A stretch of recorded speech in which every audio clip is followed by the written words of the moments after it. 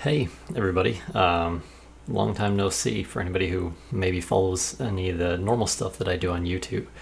I'm going to be doing something a little bit different. I decided to make another little clip of videos. They're going to be super basic. There's going to be no editing, no real, I guess, grandiose effort going into these, and I'm hopefully going to be pumping out an absolute ton of them. So this one is going to be kind of like a big catch-up video, so it might be a little bit longer, but after that I hope that they're just really short, really quick. I thought I would share kind of a gaming ride-along, or a game development ride-along. So if you've ever just been curious about what goes into making a video game, this could be really cool to watch. Or if you're another developer and you kind of want to learn maybe how somebody else does it or their method, fantastic. And just in general, I thought it'd be kind of cool to share what I'm doing. So first off, you're looking at a room. So I'm going to talk about life and game development all in one, because I kind of think they go hand in hand for getting indie development off the ground. So what you're seeing right now behind me is the room that I'm currently living in. I moved to Japan and I'm developing a game here, which is probably, I think I'm probably the only foreigner doing that. I don't know. Basically, I'm riding a working holiday visa and living pretty cheap and sort of having a cool experience and using this time to develop games all in one. So the attire is kind of my YouTube channel's general thing, but it's also because I just came back from the gym. So yeah, it's pretty standard life, and well, not standard, I guess, a little bit of an interesting experience, but yeah, so I'll probably talk about life a little bit, and I thought it might be kind of neat to see the tiny little box that you get to live in if you do something like this, and talk about, I guess, what I'm doing as a developer. So with that in mind, let's hop on over, because it's been too long already, and get rid of that so there's no looping. So what I'm going to be talking about is a game. I'm currently calling the game Shift, because it's built generally around a shifting mechanic.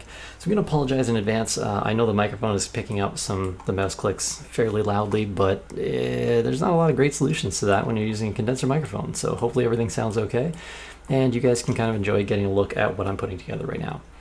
So this, for people who are not aware, is called Unity. Unity is a game development atmosphere. It's basically a program that you run to make video games, and there's a lot of pieces that go along with that. And it's going to take you a really long time to learn if you want to pick it up, but it's really powerful. It can make some pretty solid games. Before, I made a game called Super Robot Jump Jump, which I guess let's just pull this up. I think my website is still live, although it will be going down eventually. This is Super Robot Jump Jump. It's a 2D platformer, and actually I made this game in another piece of software called Game Maker. It was the first video game I've ever made. I had no experience going in. I'd programmed a little bit in college for web development and design, but I'd never actually really built a game before, so I started building this one kind of as a fun project. Then the job I was working at suddenly ended, and so I just kind of took it upon myself to take a year off and build a video game. It was a really cool experience. It didn't do very well. I guess if I can be kind of frank about financials, it's made it, basically it made back what I spent on it, and I spent a few $1,000s, so not a lot of money. Which is not great because, you know, when you live for a year, you kind of end up needing a little bit of money to pay the bills. So there's two things that I've done. This is where the life factor comes into this. I love developing games. I think it's a really interesting way to spend my time in my life. And I love games. I've always thoroughly enjoyed games and trying to be very good at them and always competing and et cetera, et cetera. So what I've done is I try to get my life footprint to a minimum. So I live a very minimalistic lifestyle. You couldn't tell by the small box that I'm currently residing in. I don't have a lot of stuff. Actually, I had a huge apartment in Toronto a long time ago, and I had lots of stuff like couches and TVs, and I got rid of all of it, and I really haven't missed it. So I pretty much live my life focally around a laptop. It's not a MacBook. I'm not really a hipster type person, although I did have one of those for work, so I still use it once in a while, but it's mostly to watch TV. So no, I'm not like a Mac developing backpacking traveler, but I am kind of a pretty light person. So my goal in life right now is to do two things. I want to finish this game, or at least get it to a presentable state so that I can put it up on something like Kickstarter and maybe raise enough funding to actually go through the full development cycle without having to just bankrupt myself by spending all my savings, because at the moment that's how I'm funding this. So I am spending my own money that I've put away in the bank, which I know a lot of people seem to find impossible, but some people do have savings. And every month I spend that to pay rent and food and just your general basic necessities, and, you know, a little bit of entertainment, although I really don't go out too much anymore because I'm trying to keep it really cheap while I work on this. So yeah, that's what I did with Super Robot Jump Jump as well. I lived as minimalistic as I could for a year and tried to not spend as much as I could. And then I paid people a little bit here and there for the tasks that I needed them to perform that I didn't have the skill set to perform. So let's talk about this game. Can I run two of these at the same time? I think I can. So the actual origins of the game, right now the project title is Gizmo, and generally we're calling it Shift. But it originally came from a game where, oh, that's going to give me some problems. We'll see how this goes. It came from a game where I was calling it Phase. And the general mechanic behind Phase was that you are a samurai, and it had this environment here on the right as its base environment. And what we did is we built this orthographic perspective, or this kind of like 45-degree angle camera with an 45-degree angled orthographic camera perspective, and we built this little game where you were a samurai. So I don't know how this is going to go because I haven't run this old version of the project in a long time, but pretty much we had this little samurai guy, and yeah, it's looking a little ugly, not too bad. And then we built a lot of different stuff to kind of let him like fight, and we started building this melee system. What I wanted to do is I wanted to build this Dark Souls-y style game. So this white thing that pops up in front of him is the hitbox, and then this guy was actually animating a long time ago, and I built this combo system where you can like do different slashes, and right now I believe he's dead, so we got him. And so it was all melee based, and this was a thing I was working on with a friend of mine who is a really fantastic artist, and he does 3D modeling for a living, so that was kind of his forte. So we went into the 3D realm, which for two people is actually a really big task. So what's actually going on here, and you can kind of see this if I zoom out on this main, this by the way is the scene view, the top. When you're looking at Unity, this is a game view. So this is what the player would see on their camera when they're looking at this. When I right click, it locks his look perspective. That's why he runs like that. So this is actually a procedural level generator that I built, where it uses rooms to populate kind of a path. So every time you play, you get a little bit of a different path, and you could run out here and kind of run to the next one, and we were going to build in like some terrain to connect all these, but I just kind of got this working as a base function. And then I built these as little pathways, so they show that the procedural generation creator is actually checking if there is a tile here, then it's building the pathway that connects it. So this is kind of the basics of how procedural generation works. It just randomly builds things into a grid, and then on that grid it will build the connecting pieces and pathways and stuff. There's way more sophisticated systems. This is one I programmed myself, and I honest to God have no idea how to do that. And then you can see this all leads to what is eventually the boss room. So this is a dungeon crawler. This was the original premise of the game. I loved this game. It was really cool. The buddy that I was working with eventually kind of moved on to other things, as is very, very common with indie projects, and he just kind of stopped working on it. So as I found myself alone and sitting on an art style that I did not personally possess the ability to replicate, I was kind of stuck. So I gave up on it, and I went and got a job at a studio and worked for mobile game development for a while, and that was that. Then I found myself in Japan, and I left my job at the mobile studio, and I really did not like that. I don't care for mobile games personally, and they were kids-based games, and the audience was very small, so there wasn't like a lot of feedback coming from customers or anything, and the job turned from programming games very quickly to programming like data collection and things like that to kind of impress investors, and that's really not what I wanted to do. Here's some of the original terrain. You want to see that too. So yeah, so I decided to not do that. And but I did learn a bunch about Unity, which was really cool, because actually I'm self-taught for Unity and for GameMaker. So I'm a completely self-taught developer. I've never even taken a single class of anything for game development. So this stuff is totally learnable on your own if you're curious. And just if you're also curious about how Unity does UIs, it actually builds this giant little piece here. And this was me testing out if particle systems would spray in the UI, which they do not. So anyways, that was the original game. So this was Phase, and you can see when I stop playing, that little procedural generation goes away. So that was what I had built, and this is pretty much everything that I had put together. So I took that project and I used it as the launching point for my own new project. Now this is Phase to Shift. You can probably see the recollection or the similarities. However, this one's actually really, really different. It is still a dungeon crawler. I still have a lot of the same base premise because it was all my ideas in the game I wanted to make. But now that I'm working as a single developer, so this game is 100% self-developed. So I still have this kind of, I built my own version of the the graphics you saw in the other game where we just had that one tiny little room where you could hardly move around.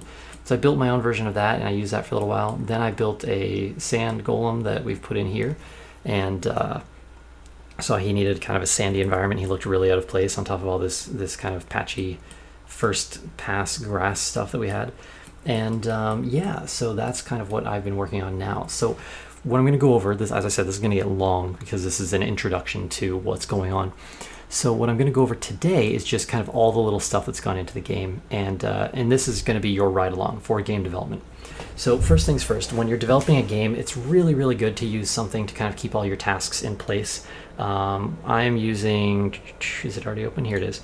I'm using Trello as my board for like to-dos. Now, as a solo developer, you don't really need this all that much. It depends on how much you can keep going in your brain, but it is good to have somewhere to write down kind of necessities, or if you just have a good idea. So for me, like if I'm at the gym and I'm working out or something, and this idea pops in my head, I'm like, ooh, I should work on the UI next, or ooh, I know how I'm going to do the UI now.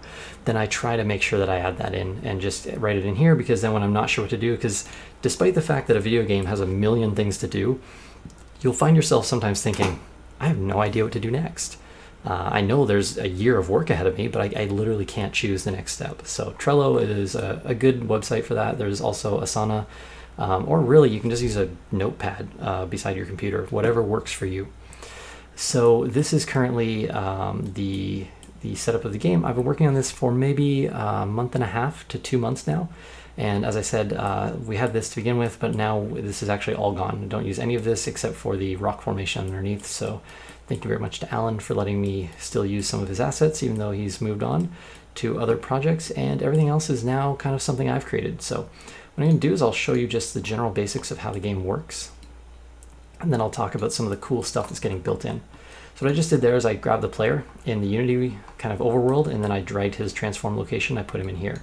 So what you're going to see when the game starts is this view down here is going to be the game camera. This top view is going to be the scene camera. I'll leave both of them on so you can see, but you're going to want to focus down here on the game camera portion probably, because that's kind of what it's going to look like for the player. So we've got this little kind of smoky particle effect put in here. It's just kind of like some dust to make it kind of look sandier. I'm not 100% content with that, but that's okay for now. The UI is extremely ugly, but it's just a placeholder for how I want things to work. So I'm still kind of ironing out the game's mechanics in general. I know that basically what the game's going to boil down to is shifting. So you'll see this guy right now has his little white scarf, and he's got his, when he runs around, he's got some kind of white trails behind him to kind of show that he's currently in white mode. And then if you press E, or everything works on the controller as well. What I've done is I've normalized all the inputs. So the keyboard always has an input level of 1. So if you push down a key on a keyboard, it's going to move at maximum. You can't move slower or faster because keyboards are not pressure sensitive. Controllers are pressure sensitive, so I have a controller hooked up as well, but you'll see that as I push anything on him, he immediately rocks right up to full movement speed. So anyways, what the game's base mechanic is built around is this right here, which is the shift. So I'm going to zoom out here so you can kind of see what it looks like from a developer perspective and from a gamer. So sucks in, and now we are in black mode. So I built this little effect system into the player, which is actually just attached to him, which is called the shift particle system, and then there's just a bunch of different pieces of particles and all these different effects that go into that. So that actually probably looks like a lot, but this is kind of how you make games. If you want something to look good, it needs a lot of different pieces. So he's got these particles sucking into him, he's got the ring effect, he's got that other ring effect. We have all the pieces getting shifted over, so you can see in the Unity inspector, and as I said, I'm self-taught on a lot of these things, so there's probably people out there who really know programming who are going to watch this video and be like, oh my god, how could you ever make a yeah, everyone has a different style for how they code or how they make things work. My main goal with this is, as a solo developer, I'm doing all the modeling, all the character creation, all the programming, all the environmental, all the effects, all the camera and the lighting, and every little piece goes through me. So that's a huge task to bite off. It's actually probably insane that I'm trying to do this alone. So what that means is sometimes things aren't going to be maybe as perfect or industry standard as other people may like, but I'll be very blunt. If you talk to people who do this professionally, I don't think a lot of them have the capability to build something alone, even though they may be more skilled than I am. And the reasoning behind that is because they don't really complete things because they're not up to their standards. So there's a lot of stuff where you can cut some corners. It's going to save you a lot of time, and so that's kind of how I work, which makes it sort of possible to do these things alone. So anyways, yeah, so we got this shifting effect in, and the way the game works is actually really cool. So the character can only affect things that are kind of opposite to him. So if you want to hurt black, you need to be white. If you want to hurt white, you need to be black. You can see in the UI, this little square shows which mode you're in, or obviously you can just look at all the clothing effects, which this square was really handy before they existed. So yeah, this little dude, by the way, is my little character. I call him Norbert. I don't really know why I'm using him particularly as a I guess I'm not artistically inclined, so I've modeled this character and I've done all the animations and stuff for him. I think they look pretty good. They're okay for now, at least. We'll probably do at least one more pass on these as I get better and more skilled at this. But yeah, so I get a 3D character in this, which was cool. I had to learn how to use Blender, which I've never used before. So this is kind of like my second character I made in that. We got a bunny in the game. I can turn him on real quick here. This is the first character that I made. So I learned how to rig and animate and do all that. So we made a fat bunny, which led really well into my fat, pudgy little slug character, which I wanted to make. The bunny's laying down these attacks. So this is a really good example, I guess, of how the mechanics in the game work. So white can be damaged by this. This is obviously a dark attack. So if I stand in that, oh, you see me blinking, and down here we're getting damage applied, and we're losing health. So if we shift over to black, on the other hand, now that these are dark attacks, we're actually totally fine to this. The game's still checking that you're colliding with these, but you're not actually taking any damage. You see the health is not moving and everything like that. And then at the same time, if we shoot at the bunny, kind of try to line this up here. Nothing. He doesn't care. Meanwhile, if I hop over here and I shift to white, the eggs are a little bugged. You're going to see them disappear eventually. That's something I got to work on. And we shoot the bunny. You see the health bar pops up on screen, so you can tell that he's actually taking damage. So it's going to deactivate him for now because he's not really all that important. And let's just restart this real quick so I can show you the current boss. So the sand golem is going to be the boss of the first world. So what needs to happen next is these environmental effects need to get built out. So I'm working over here in a little scene that I'm creating to try to test out different like tree effects. These ones are animated as well, but they're very, very subtle. You can kind of see them just kind of shifting around. I try to make it look like some wind. These ones are some trees I found another developer created. I don't really think that their artistic style fits the game very well, but they are just beautifully done. The way that they're animated and the way that they function just fits the world really well, and I think it looks really cool. I love how they kind of have wind affecting each little branch individually. So, and a waterfall falling from the sky, because, you know, why not? So anyways, back to this little area with the sand. And what I've done here is I've built the sand golem as our first boss. Now, the original shifting mechanic was different, so we kind of go over him again. And I keep saying we, it's me. I need to go over him again, although you guys are now on the ride along. So we need to go over him again and make him a little bit cooler and make this shifting mechanic a little more like centralized in the gameplay. But first I want to build a bit of an environment and start designing some of the regular enemies before I give this guy another pass, because right now he is functioning. So there's a trigger for the boss, which I will try to show you here. Spawn trigger. You see this green box right here is invisible, but when you step in it on Norbert, you're going to see right over here, sand boss spawns up out of the ground and climbs up, and he's ready for you. And then he's set right now to be passive until he gets attacked. So bosses I've set to a gray mode. So there's white and black mechanics in the game, and then there's also gray. So on the boss himself, if you see his code, there is a script here called enemy health, and enemy type is set to gray. So every enemy gets their own type. So that's how they decide whether or not they should be damaged by white or black or whatever. I've built that into a little health script that gets attached. And it's really easy to use that because you can just slap that on a character and then boom, they have a health bar. It's that easy. And then the game knows to display their health bar in the middle, although again, the UI is really ugly right now. It's actually starting to bug me a lot, so I'll probably fix that up soon. So anyways, if we shoot the sand boss, you'll see his health bar pop up and he'll become active. So boom, now he's angry. Grr. So as he chases us around, you're going to see he's going to spawn all these things. They're obviously a white attack because they're clearly white based.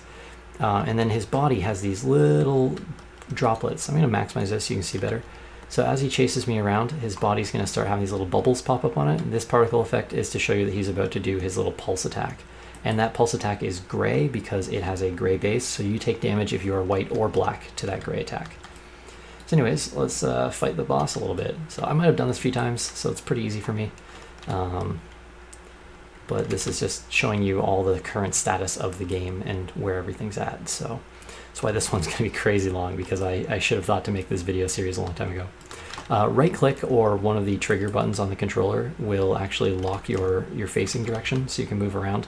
I'm not sure if I'm going to change the animator for that. It feels really kind of goofy right now, but I sort of like that. Same with the middle click on your mouse, or B on a controller. Makes you do this kind of forward hop. And at the very end of that forward hop, you have actually a control before you land. So it doesn't look or feel natural, I guess, in the sense that like this isn't how physics work. You can't just turn around midair, but it's fun, and that's really what games are about. So I want to make this game fun. The other thing that I wanted to go for in the combat mechanics in the game was I love Dark Souls in the sense that it's very difficult, but I also love that they make you make decisions with combat. When you swing, you're now committed. So in this game, that's the current premise of what I'm going for. So when I shoot, I am stuck. I'm hitting all the buttons. I cannot move until that shot goes off. And that probably didn't seem like very long, but you'll feel it in game when you accidentally, like I've watched other people fight this guy and they take a lot of damage.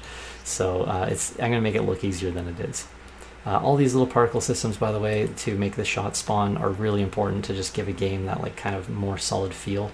Again, I'm sure there's more I can do, but as a solo developer and someone who doesn't really have a lot of practice in this, I'm pretty happy with how it's coming along so far.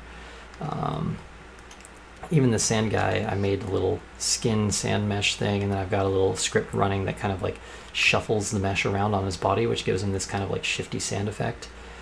Which I thought looked kind of cool, and that's what led to him being a sand boss. Original plans were actually for him to be an ice golem, but sand just fit better, and I made a sand material, so this is how a lot of my decisions get made. So kaboom! There you see the health bar finally ran out, and now he's dead.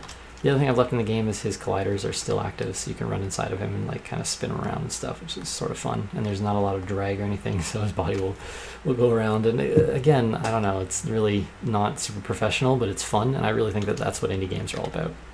So yeah, I've been working on the sand boss. I've got him all functioning. I've got the character has been my biggest thing over the last probably 3 weeks now. I've been working on getting his shot in, getting some visual effects down for everything so they feel really nice. You can see the shot fades out now, so it used to just vanish and disappear. So now if you shoot and you don't hit anything, it'll just kind of fizzle out and off it goes. The black version of the shot is the same as the white version. It has all these black particle effects to it. It's a little less fancy because right now the way that the material systems work is actually material systems are really complicated. So I'd love to add some gray into this to kind of make it feel a little bit better, because you can see the white version has a little bit of blue added in for some of the particle stuff. But it's still really heavily white. So, but again, that is the base system of the game. So this is why I'm calling it Shift and how everything's working. So that's been what I've been doing for the last couple of months. That's the general gist of the game. Should get you pretty caught up. I'll go over some of the power-up stuff later. That's not fully functioning yet, but it's actually kind of getting there. And then actually one more cool thing I did the other day, if anybody is curious. So I built a basic outline for how the power-up system is going to work, and I wanted at least one power-up. So we have this split shot power-up. We can just check that on, and then you can, when you shoot your main shot, it will now split and fire in multiple directions, and we can crank that number up if we want. Like we can do 4 shots or something, and then we get like a 5 splitter. So that's kind of cool. Decided to kind of just start building at least one power-up so that you have something to collect right now, because it's a little boring when you get a chest in the game and it really doesn't do anything. We give you 10 more health or something. So got the first power-up in, so the power-up system is sort of being built out, but I'll go over that more later when I feel like it's actually something I've worked on. The only other thing to show off for today, I think, is I'll make this scene a little bigger, and I'll just show that, yeah, so we're working on some of these visual effects.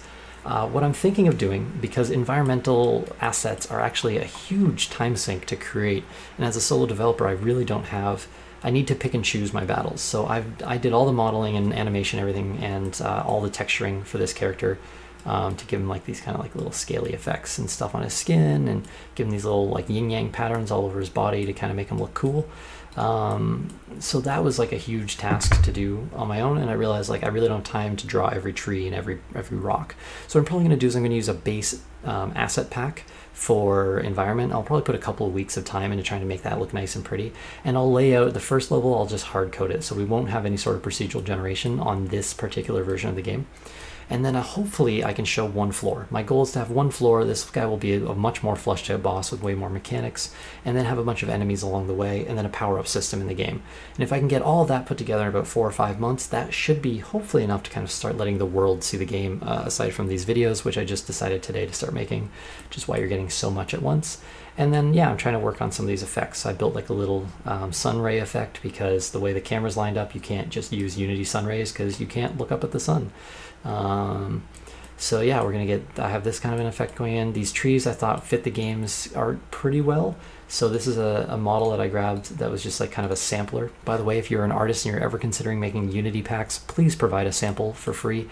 It really, really helps. There's a couple packs out there that are like $40, $50 that I'm more than happy to pay for, but I'm just a little nervous that their visual style won't fit the game. And it's something you can't really tell as well without dropping the asset in. So yeah, some of these cactuses I found as well for just little model packs that I picked up to just help me flesh out the visuals. And again, they're very, very basic for now. So the only thing I put time and effort into is the camera and lighting and effects. So I'm pretty happy with that. I think this is kind of a good cartoony style for the game.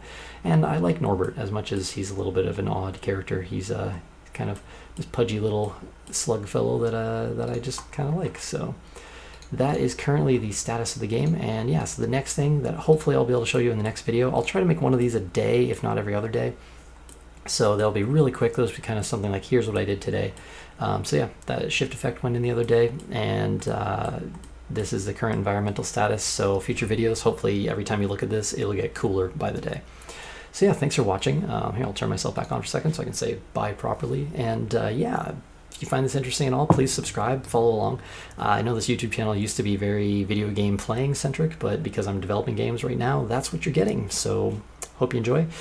This video looks like it went on for about 26 minutes. So yeah, I'm hoping to go for about 3 or 4 in the future. So here's the first intro video. If you found this interesting at all, this is how I'm going to be discussing Unity and what's going on. I'm a long-winded person, so I'll still probably go on longer than I plan to right now, but in my head, it's gonna be really quick and easy because it's just like one little thing every day. So yeah, that's I think that's not too bad for months and months of work condensed into about 20 minutes. So if you thought that was cool, please, yeah, follow along, and I really, really appreciate it. I'm sitting here alone in a box working every day, so if you have any questions, please ask away, and if you have any comments or even just want to say like, hey man, what you're doing is cool, please let me know. It means more than you know. So thanks so much for watching, and I'll catch you guys later.